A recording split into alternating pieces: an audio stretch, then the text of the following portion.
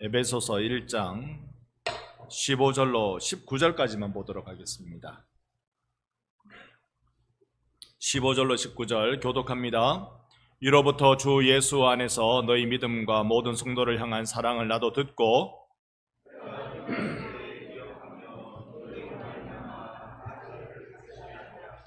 우리 주 예수 그리스도의 하나님 영광의 아버지께서 지혜와 계시의 영을 너희에게 주사 하나님을 알게 하시고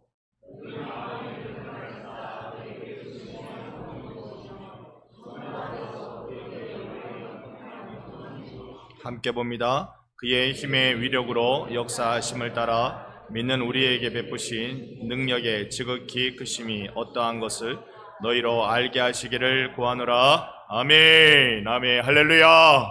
아멘. 오늘은 바울이 꿈꾸는 비전이 무엇인지에 대해서 같이 한번 또 살펴보려고 합니다. 우리 지난 시간에 야고보가 꾼 꿈 가지고 있는 비전, 그런 얘기 같이 좀 했습니다. 야고보는 교회의 지붕을 잘 한번 이어보자. 지붕을 이어보자. 지붕은 벽돌로 있는 겁니까? 지프로 있는 겁니까? 둘 중에 하나로 하려고 그러면 지프로 있는 거라 그랬습니다. 벽돌로 있는 게 아니라 지프로 있는 거다. 그 지피 뭐라고요? 우리의 삶, 믿음의 삶, 그걸로 이어가는 거다 말씀드렸습니다. 이제 오늘은 이 초대교회의 야고보였다면 그의 대척점이라고 표현하는 건 잘못된 표현이겠지만 그와 양대 쌍벽을 이루어가는 초대교회의 지도자는 이 바울이라고 볼 수 있습니다. 왜냐하면 베드로나 야고보는 전부 다 유대인을 향한 사역자였고 바울은 이방인을 향한 사역자였습니다. 그러니까 서로 미국 사람을 위한 사역과 일본 사람을 위한 사역이 두 사역의 본질은 똑같지만 표현이 똑같을 수가 없잖아요. 표현은 서로 다르게 각자 나라마다 무엇이 예법이라고 생각하는 게 다 다르니까 다 이게 다를 수밖에 없습니다. 이방인을 위한 사역을 하기로 부름받은 바울이 어떻게 사역했을까? 이 이야기를 여러분과 좀 나누려는데 제일 큰 문제는 더위입니다. 지금 이 더운 이 오후 시간에 어떻게 제가 여러분의 영혼을 쏙 뽑아가지고 하나님께로 싹 갖다 넣을 수 있을까? 이게 저의 고민입니다. 되든 안 되든 달려가 보겠습니다. 전쟁을 하면 우리나라, 여러분이 알고 있는 우리나라 국군 부대 중에 전쟁하면 제일 전쟁을 잘할 것 같은 부대 이름 한번 대주세요. 이기자 부대. 이기자 부대는 육군의 일반 부대입니까? 일반 부대죠. 그러니까 육군끼리 이렇게 으쌰으쌰 해가지고 고정이 좀 잘하는데 특전사의 특징이 뭐죠? 전쟁이 터지면 뭐합니까? 특전사는 특별한 전술을 행하는 데입니다. 그러니까 적군이 내려오는 적군 이놈들 맛 좀 봐라 두두두둑 하고 있는 게 특전사가 아니고 그거는 일반 육군들이 하는 거고, 특전사는 비행기 타고 가든지 이렇게 적진 후방에 떨어져가지고 후방을 확 교란하게 만드는 거예요. 앞에 적군이 전방에 왔다가 후방에 뒤통수가 서늘하니까 전의를 상실해버리는 거죠. 특전사 역할이 큽니다. 로마가 전투를 할 때도요, 로마 제국이 전투를 할 때도 이런 특전사들이 있었어요. 근데 이 특전사는 그냥 저 멀리 후방 가는 것도 아니고 바로 앞에 있는 전방부대에 쑥쑥 던져 들어가는 거예요. 그래서 곁에 던지다 라는 뜻으로 파라볼로이라는 말을 씁니다. 파라라는 말은 곁에라는 뜻이고 볼로이라는 말은 던지다는 겁니다. 그러니까 적군 곁에다가 던져 넣는 군인들, 힘이 얼마나, 전투력이 얼마나 세겠습니까? 적군 곁에다가 막 던져 넣는 거예요. 그래가지고 로마가 전투를 하면 상대의 국군이 기겁을 하는 겁니다. 이야 하고 있는데 벌써 진영이 흔들리고 있는 거예요. 막 파라볼로이가 들어와가지고 쑥쑥 밀어넣으니까 꼼짝달싹을 못하는 겁니다. 자, 파라볼로이는 무슨 뜻이라고요? 곁에 던진 사람들. 곁에 던진 사람들. 군인을 로마 특전사를 파라볼로이라고 부른 겁니다. 그런데 이게 로마가 예수님 계실 때도 전 세계를 지배하던 제국이었고요. 그리고 이제 예수님은 1세기 때 계신 거잖아요. 1세기라고 말하면 서기가 시작된 데부터 100년까지를 1세기라고 불러요. 예수님이 이때 계셨어요. 예수님이 주 30년에 죽으셨다 부활하셨고 33년에 죽으셨다가 부활하셔서 승천하셨잖아요. 주 33년 진짜 좀 덥긴 덥네요. 자, 주 33년에 죽었다가 부활하셨습니다. 그러면 2033년은 어떤 해라고요? 내주 예수님이 십자가를 지신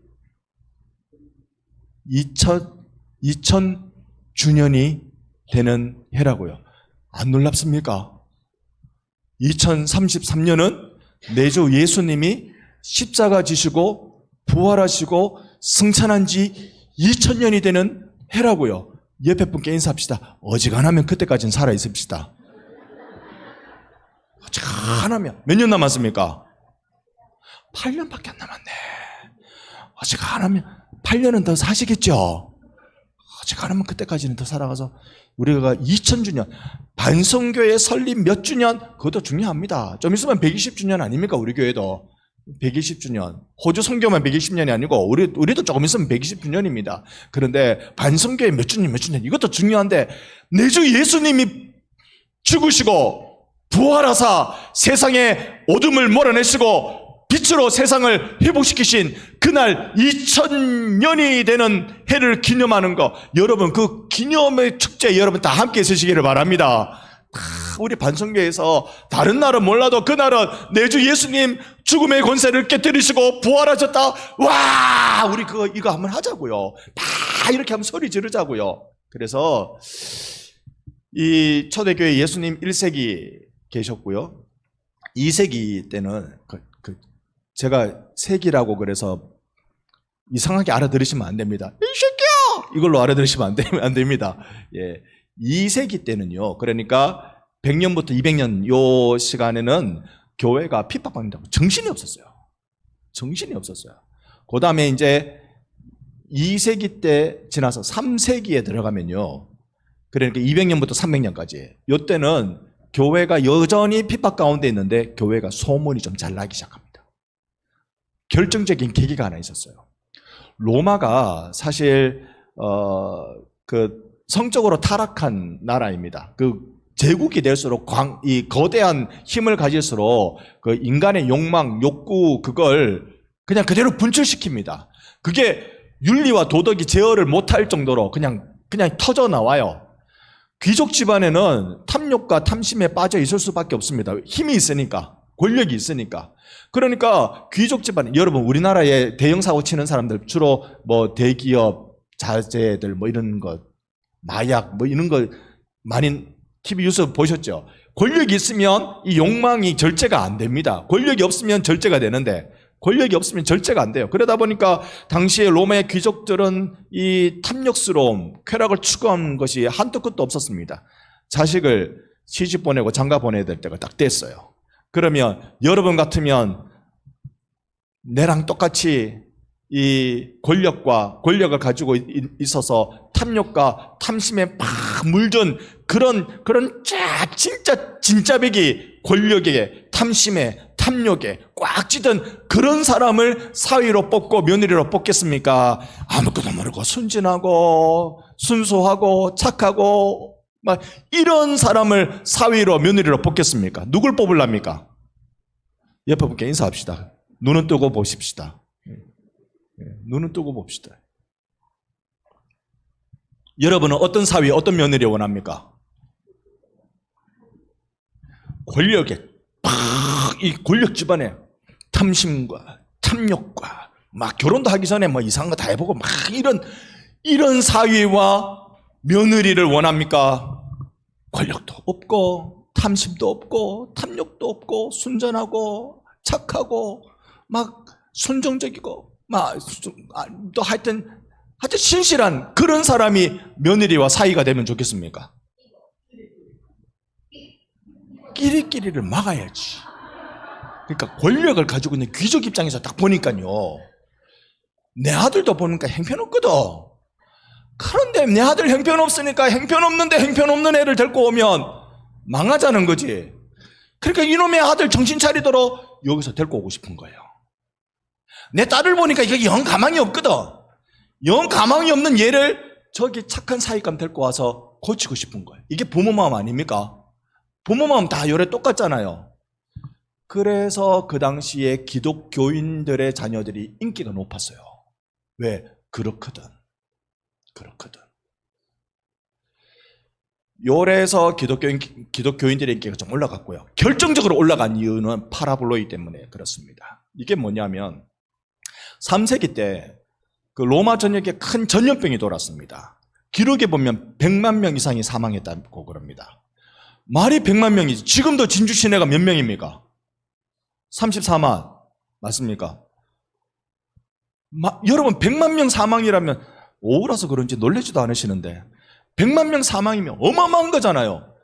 이때 전염병의 한 마을에 한 성에 전염병이 딱 돌면요, 추측컨대 천연두로 보여진대요. 전염병이 돌면 그 마을의 사람들은 뭐 하겠습니까? 도망갑니다. 전염병 시간 지나면 숙지는 건 알고 있거든요. 그죠? 한 바퀴 싹 돌고 나면 싹 가라앉잖아요. 그건 알고 있거든. 그러니까 1년이고 뭐 몇 달이고 1년이고 밖에 나가 사는 거 도망갑니다. 다 도망갑니다. 건강한 사람은. 남아있는 사람은 전염병 든 사람, 병든 사람. 그리고 또 한 부류가 더 남아있었어요. 그게 기독교인들이었습니다. 건강한 기독교인들. 이들은 뭐 했느냐면 전염병 들어서 힘든 사람들한테 밥 떠먹이고요, 옷 갈아입혀주고요, 병 간호를 해줍니다. 그리고 죽어가는 사람한테는 그의 죽음 앞에 요즘 호스피스라고 말하는 임종을 지켜주는 일을 합니다. 그리고 복음 전합니다. 죽은 사람들은 사람이 죽었으니까 가마떼기 덮어놓습니까? 장례를 치러야 되잖아요. 기독교식 장례를 이들이 성실하게 잘 죽은 사람들 다 치러줍니다. 그러면 기독교인들은 하나님이 보호하사 병이 하나도 안 걸릴까요? 어떻게 생각하세요? 여러분, 우리 세균이 발견된 지가 얼마 안 됐다고 그래요. 그래서 의사들이 내가 수술을 멋지게 잘했는데 왜 죽지? 손을 안 씻어서 죽었대요. 세균이 전염이 돼가지고. 요거 발견한 지가 얼마 안 됐대요, 인류에. 오집사님 맞죠? 예, 얼마 안 됐대요. 요거 발견한 지 얼마 안 된 거예요. 그러니까 고대 사회에는요, 밥 때먹여 주면 그 코로나19 95 그 마스크가 뭐죠? 95 마스크 94였습니까? 94? 그거 마스크 끼고 이렇게 밥 떠먹여 줬겠습니까? 모르잖아요. 그냥 떠먹여 줘요. 얘기 나눠요. 아이고 어쩌겠노? 예수 믿으래. 이렇게 하면 나는 전염돼요, 안 돼요? 돼요. 그러면 덜컥 예수의 이름으로 사람을 살리는 일을 하다가 내가 전염돼서 죽어가요. 그때 죽어가는 사람들, 그들은 하나님이 내게 주신 사명을 잘 감당하고 죽어간다. 그러면서 죽어갔어요. 세월이 한참 지나서 전염병이 끝났어.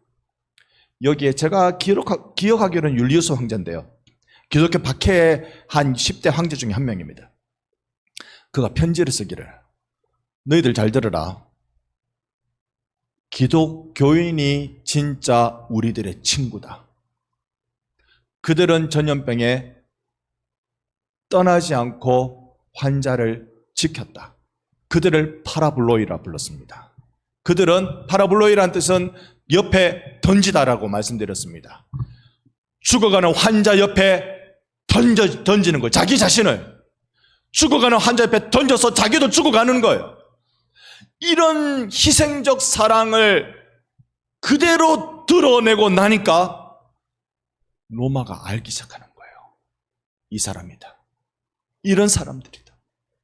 그래서 그때부터 기독교 인기가 싹 올라가는 거예요.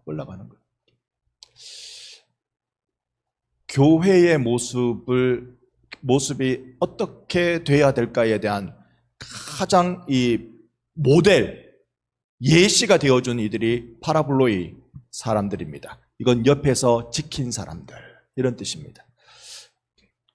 바울은요, 교회를 개척했습니다.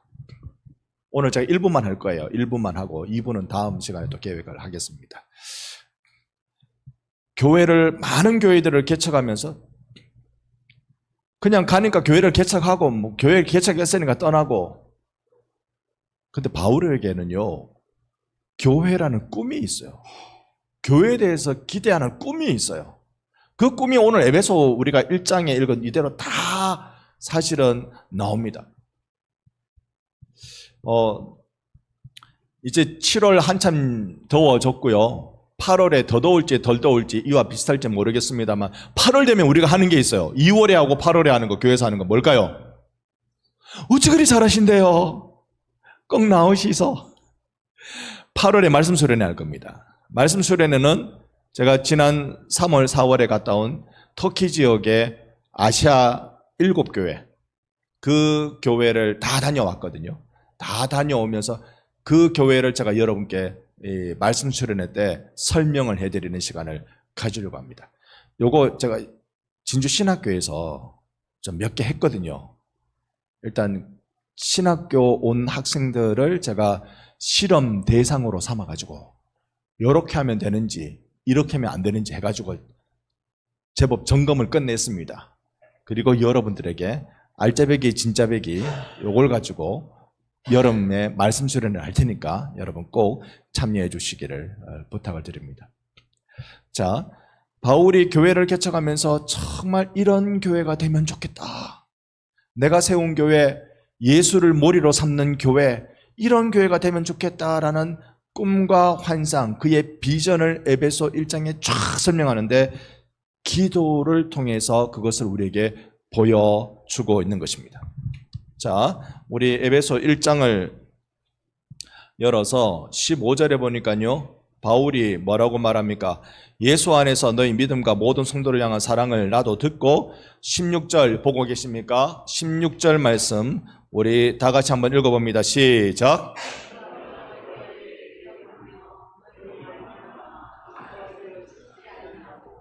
내가 기도할 때 너희를 향하여 항상 기도한다.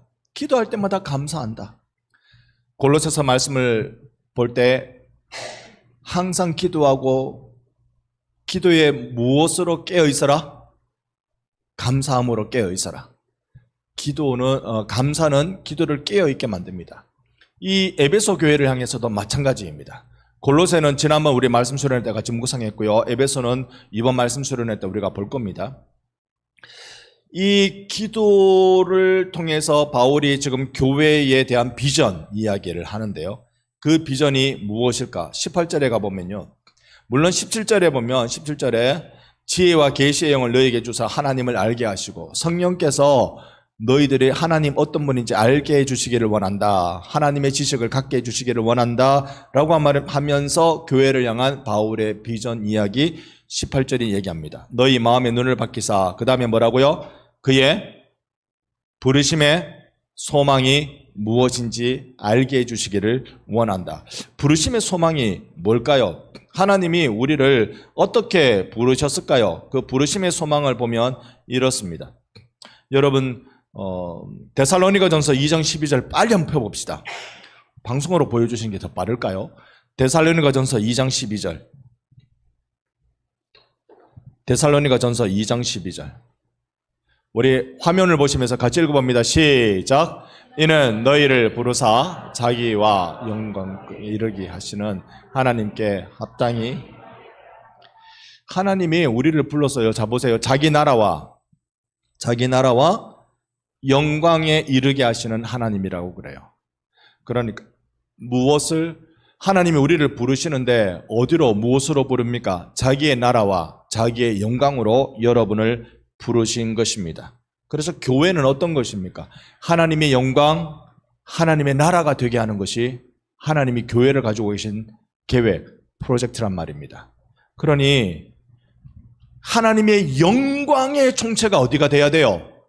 영광, 영광이라고 외치는 이 땅에 존재하는 모든 것 중에 영광, 영광이라고 외쳐야 되는 거룩한 공동체가 뭐예요? 교회예요. 바울이 가지고 있었던 교회에 대한 비전은요, 교회는 하나님의 영광 그 자체가 돼야 된다. 교회는 하나님의 나라가 돼야 된다. 하나님의 나라가 곧 교회다. 이건 아니에요. 그러나 교회는 하나님의 나라가 돼야 돼요. 여러분, 저는 사람입니다. 사람이 다 저는 아니에요. 그러니까 하나님 나라가 더 커요. 더 큰데 교회가 하나님 나라가 돼야 된다. 자, 여러분, 우리 반성교회는 하나님께 영광, 하나님의 영광 그 총체가 돼야 되고, 우리 반성교회는 하나님의 나라가 돼야 될 줄 믿습니다. 교회에 대한 바울의 그 비전이 그거였다고요. 그러니까 우리 교회는요, 하나님의 영광을 가장 먼저 생각을 하십시다. 그래서 우리가 회의를 해도 하나님께 영광, 할렐루야. 찬양을 해도 하나님께 영광, 예배를 드려도 하나님께 영광, 교회 안에서뿐만 아니라 우리 성도들이 살아가는 모든 삶의 자리에 하나님께 영광, 영광. 이게 우리 반성교회의 모든 성도들의 가장 지극히 자연스러운 거룩한 행실이 되기를 주님의 이름으로 축원합니다. 바울이 바라볼 때 그거, 교회의 환상, 교회에 대한 비전, 이걸 보는 겁니다. 교회는 그래서 믿음에 관해서는요, 실험할 수 있도록 여러분이 마음을 넓게 가져주셔야 돼요. 믿음을 실험할 수 있도록. 물 위에 발을 대면, 요 바다에 물에 요래서 발을 대면 뜰까요? 가라앉을까요? 아니면 꿈꿀까요? 자, 다시. 물에 발을 대서 싹 올라가면 물에 뜰까요? 가라앉을까요? 그러면 예수님 뭐라고 말씀하세요? 네가 어찌 믿음이 없느냐? 베드로가 그렇게 혼났잖아요. 물 위에 발을 대고 몇 발 걸으면 걸어갈까요? 가라앉을까요? 진짜로 빠질지 가라앉을지 걷게 될지 믿음의 실험을 계속 해나가도록 여러분이 받아주셔야 되는 거예요. 교회는 믿음의 거룩한 실험 장소가 돼야 돼요. 여기 실험실이 돼야 돼요. 그래서 이거 하면 될까? 안 될까? 여러분, 될까? 안 될까를 우리는 어떻게 알 수 있죠? 어쩔 수 없어요. 우리는 해봐야 알아요. 맞습니까? 해봐야 합니다. 될까? 안 될까? 하나님의 영광을 위해서 도전하는 것이라면 여러분 다 받아주세요. 교회에서 여기에 대해서 경색되어 있으면, 여기에 대해서 그건 택도 없는 소리야 이러고 있으면 젊은 사람들 숨 여기서 안 쉽니다. 나가서 쉽니다. 여기서 믿음의 선한 도전을 해볼 수 있도록 열어줘야 돼요. 오늘 요 밑에 여러분 거대한 수영장 만들어 놓은 거 보셨습니까? 거대한 수영장을 잘 만들었습니까? 백제 만들었습니까?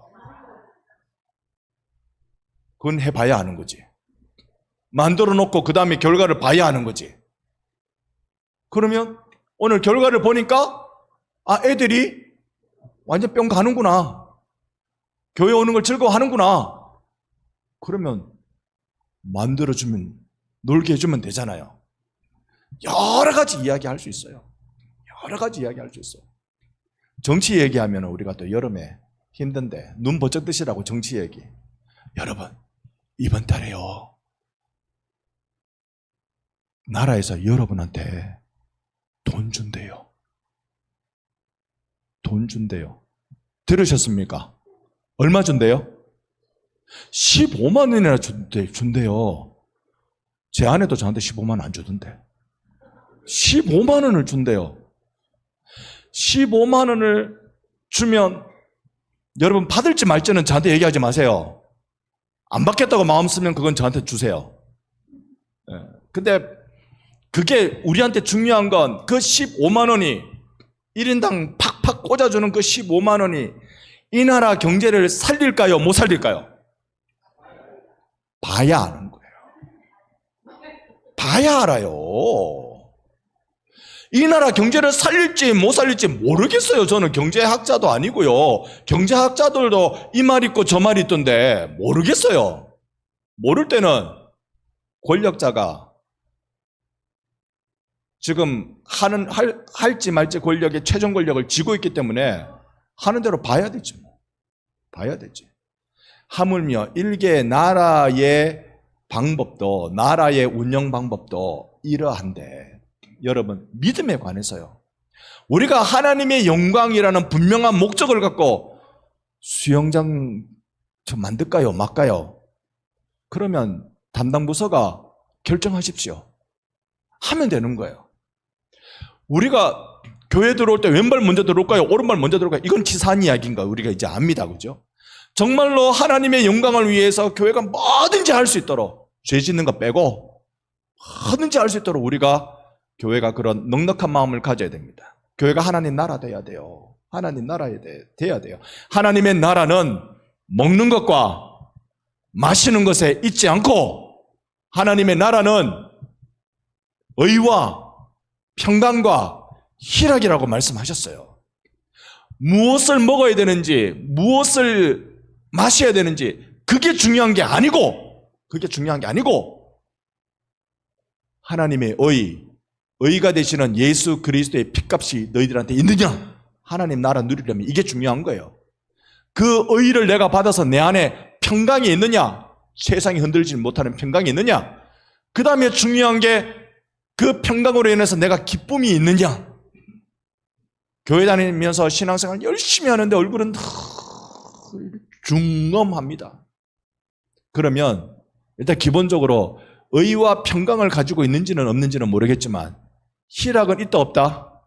희락은 안 보여요. 희락이라는 말은 감정의 언어예요. 옆 사람 얼굴 한번 봅시다. 희락이 있는지 없는지.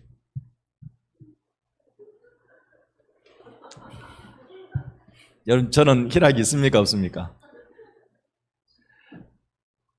이렇게 웃으면 손해가 많아요. 일단 웃으면 잘생겨 보이지가 않잖아. 또 손해가 나요. 어떤 주름이 촉촉 지거든, 웃으면. 그래도 하나님 나라가 돼야 돼요. 교회는 그런 공동체가 돼야 돼요. 의와 평강과 희락의 공동체가 돼야 됩니다. 이것이 바울이 교회를 가지고 있는 첫 번째 비전입니다. 자, 그 첫 번째 비전 다시 한번 말씀드리면, 첫 번째 비전은 우리가 에베소서 1장 18절에 나오는 대로 그의 부르심의 소망이 무엇인지 알아야 된다. 바울이 이걸 위해 기도한대요. 부르심의 소망이 무엇인지 알아야 된다. 두 번째 비전은 그의 기업의 영광의 풍성함이 무엇인지 알아야 된다는데, 그건 다음 시간에 알아보는 걸로 하도록 하겠습니다. 여러분, 내주 예수님은 반드시 다시 오실 줄 믿습니다. 오실 때까지 교회를 향한 하나님의 비전, 하나님이 우리를 향해서 말씀하신, 우리더러 꿈꿔라고 말씀하신 그 비전대로 우리 살아가야 안 되겠습니까? 그 비전이 뭐라고요? 하나님이 우리를 불러주신 소망이 무엇인지, 그것은 바로 하나님의 나라가 되는 것, 하나님의 영광이 되는 것이라는 걸 기억하셔서 성령의 충만함을 구하며 땅끝에서라도 주님의 은혜를 간구하며 사는 여러분의 멋진 한 주가 되기를 예수님 이름으로 축원합니다. 아멘. 이 시간 우리 한번 같이 찬양하며 기도하려고 합니다.